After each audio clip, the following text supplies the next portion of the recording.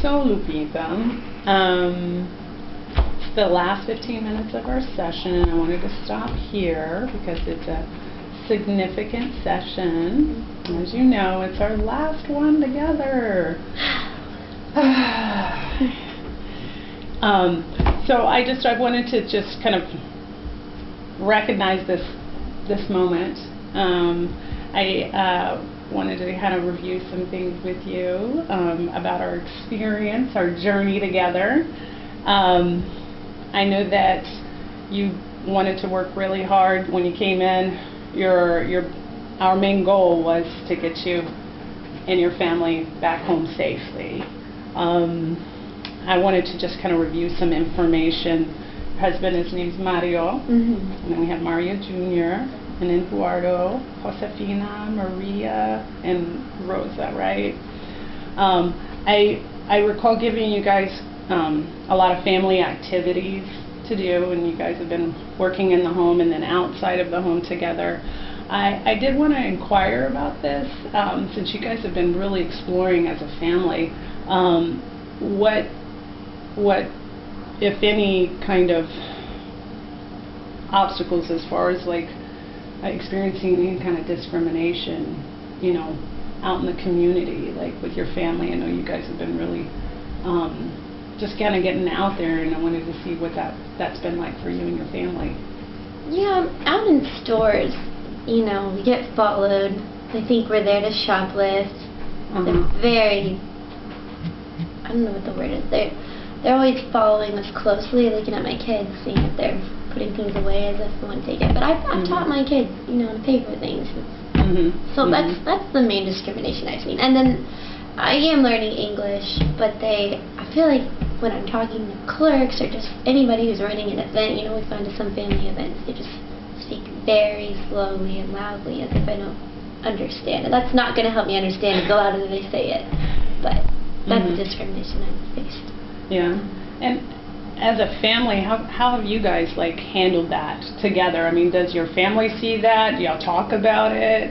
My kids, you know, they speak better English than I do. And they always ask me, Mom, why do they act like you're so dumb? And I tell them, like, they just don't understand what it takes to, you know, speak to someone who might not have as much English. So they don't know how to handle it. So I explain to my kids, you know, we don't need to be hateful back. Kind of just got to brush it off. You know, explain the best we can that we do understand what people are saying. And then as far as being followed, we can't let that get to us either, you know. Maybe address the people at the store like, yes, do you need something? But definitely not, I don't want them to be combative about it. Very nice, very nice. So how do you guys, I know that you guys are talking about participating and getting together for Cinco de Mayo. Are there other holidays that you guys participate in? Is it just with the Mexican holidays, or do you guys celebrate other holidays? We do put a big emphasis on the Mexican holidays, but we've been slowly learning about the American culture. I mean, my kids go to school and they're like, we have to do Thanksgiving. And so I tried, you know, this past Thanksgiving, we shared with neighbors a turkey. Oh, wow. So we did that. We're trying, but really, Christmas Eve is the big one with the tamales. That's what we do. Similar holidays too. Americans, you know, celebrate Christmas as well as Mexicans as well, and so the foods are a little different. I love tamales though. Right. Delicious. So okay, I was just curious about that. I wanted to just kind of review some things about our journey since the first time you came in. You really you were very motivated for change. I could definitely see that, even so much that you went and brought your kids to a shelter, and you guys kind of left for a while, and that was difficult. And then you guys returned. So can you kind of reflect on some of the things about that process with me? Yeah. It was hard at first to make any initial contact. Once we had left for the shelter, to contact with Mario. But, you know, we started out with phone calls, and, you know, your advice really helped. You know, take it small. Don't expect a big change. So the phone calls just slowly started to communicate how then meeting the first time with others to support me, so I wasn't alone with him. So, I mean, it hasn't been a perfect process. We're not a completely, I guess, healthy, idealistic family, but we've come a long way. Mm-hmm. So, yeah, we are all together again. So I did want to just kind of clarify too. I know that you finally made contact in a safe manner, and you guys had that talk, Mm-hmm. And you talked about his drinking. Mm-hmm. How has that been? Because he did the rehab, court-mandated program. It's been helpful. He's been sober for 3 weeks now, so Mm-hmm. he's making strides. Making strides. Okay. And then you and I have been working on, one of the things that was a concern to you was your husband learning to de-stress, Mm-hmm. rather than using, alcohol. And we've been working on activities for the whole family to de-stress, participating in the holidays and getting out in the community more together as a unit. So I just wanted to see if that has helped the family as a whole, and kind of see also what about like this whole process with working on strategies for the family has not worked. De-stressing as far as like breathing, I think Mm-hmm. that's been helpful. My kids know how to breathe, and when they get upset at school too, they've talked about how they've calmed down, stepped away from the problem, Mm-hmm. and just taking a break sometimes when you need to step out. Because before I did this, I was getting overwhelmed with all the kids' needs and my husband's needs.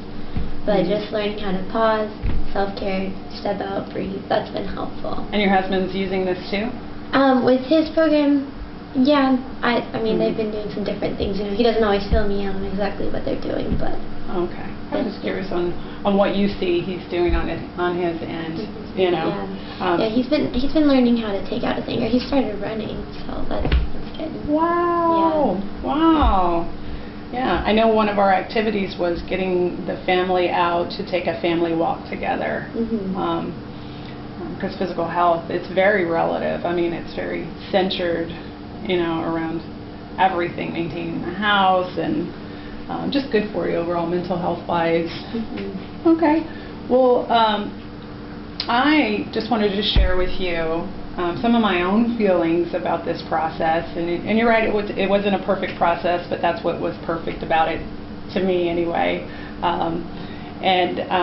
I definitely, when I first met you, I felt the intensity of what was happening to you, and the changes that you had to go through. And I feel privileged to have been a part of that change, that progress for you, and watching you just grow, and remain focused on what matters to you and your goal, and I definitely felt like it was our goal, and I thank you for making me a part of that process.